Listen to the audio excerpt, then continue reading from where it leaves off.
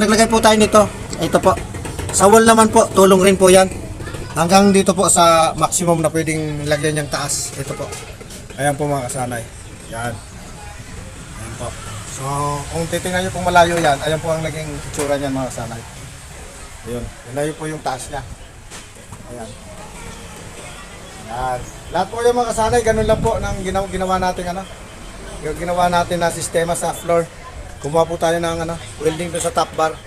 Ayan po. Ito mga kasanay, kulang pa, lalagyan pa po natin ito dito. Yan. Lalagyan pa po natin yan dyan. Yan. Dito po, maglalagay pa po tayo dyan mga kasanay. Tulad nung doon po sa kabila. Eh ito naman po, naka-welding na rin po ito sa grills nila. Nasa railing. Ayan po. Ayan po. So lahat po yan, bali 6 na poste, ganyan po ang ating ginawa dyan. Ayan po.